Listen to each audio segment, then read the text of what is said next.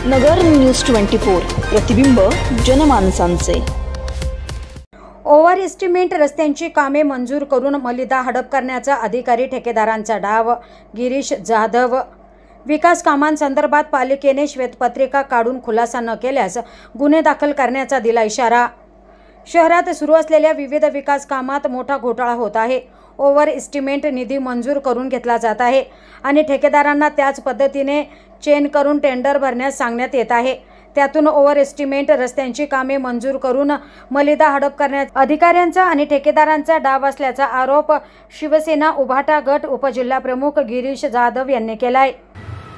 आज आपण नगरमधल्या आयुक्तांना नगरमधल्या कामांच्या संदर्भात निवेदन दिलेलं आहे।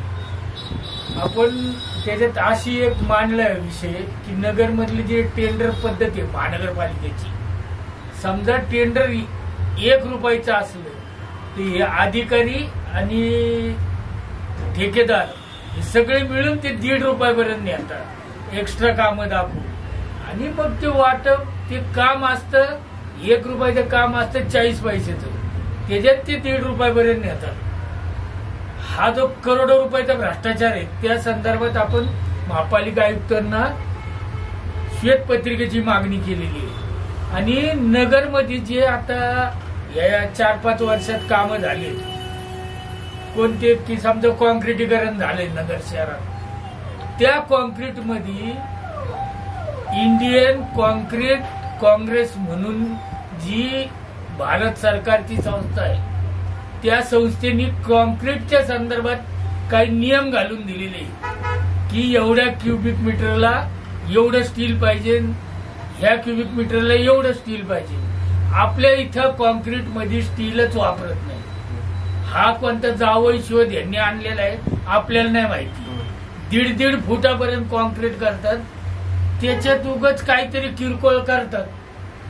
पण जे सरकारने सांगितलेले सरकारी संस्थेने की ह्याच्यात एवढं स्टील पाहिजे, एवढ्या क्युबिक मीटरला एवढं स्टील पाहिजे, त्याच्या फक्त 1%-2% ते स्टील वापरतात आणि बाकीचा सगळा भ्रष्टाचार करून तुम्ही आता नगर शहरातले कोणतेही हे बघा जे रस्ते झालेले कॉन्क्रीटचे कोणतेही रस्ते बघा, त्या रस्त्यांना सगळ्यांना तळापासून चिरा गेल्या।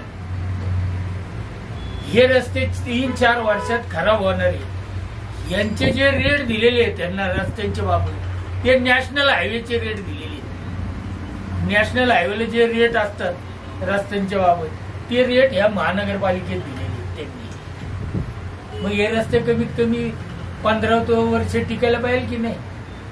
हे 3-4 वर्षात काही रस्ते तर असे जे 6 महिन्यात वर्षभरातच खलास झालेली। उदाहरणार्थ तुम्हाला सांगतो, फार मॉडेल रस्ता आहे, मॉडेल रस्ता म्हणजे आयुर्वेद ते स्वस्तिक चौक साहेब जाऊन बघा, सगळ्या रोडला क्रॅक गेलेली आणि डांबर भरले त्यांनी। त्याच्यात जाऊन बघा तुम्ही, कोणत्याही हे मागील 4-5 वर्षात जे रस्ते झाले कोणतेही बघा, सगळ्याच्या सगळ्या रोडला क्रॅक गेलेली। मग तुम्ही एवढे पैसे जर का खर्च करता तर मग त्यांच्याकडून काम का न करून घेत तुम्ही? हा आमचा मुद्दा आहे। समजा डांबरी रस्ते केले तर आता लेटेस्ट केलेत 6 महिन्यात वर्षभरात सगळे रस्ते खराब झाले। जे केलेत बघा सगळ्या रोडला खड्डे पडले, मग तुम्ही यांच्यावर गुन्हे का न दाखल केले? मुख्यमंत्री तर तिथे बसून म्हणते की गुन्हे दाखल करा, मग महापालिकेच्या अधिकाऱ्यांवर गुन्हे का न दाखल होत, ठेकेदारांवर गुन्हे का न दाखल, आयुक्त गुन्हे का न दाखल करत त्यांच्यावर? ही आमची मेन मागणी आहे।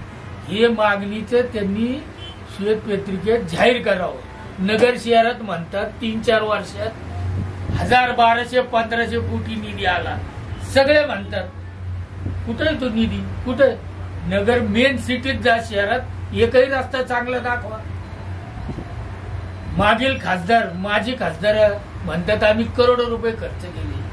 अहो 200 कामं नगरमध्ये मंजूर झालेली, त्याच्या वर्क ऑर्डर झाल्या 6 महिन्यापूर्वी, एक सुद्धा काम चालू नाही। मग यांनी पैसे खाल्ले, काय केलं? हे आयुक्तांनी याच्यावर निर्णय घ्यायला नको? प्रमुख मागणी काय? प्रमुख मागणी त्यांनी ह्या सगळ्या याच्याबद्दल श्वेतपत्रिका जाहीर करावी. प्रतिनिधी निलेश आगरकर, नगर न्यूज 24, अहमदनगर. अशाच महत्त्वाच्या बातम्या जाणून घेण्यासाठी नगर न्यूज 24 ला सबस्क्राईब करा.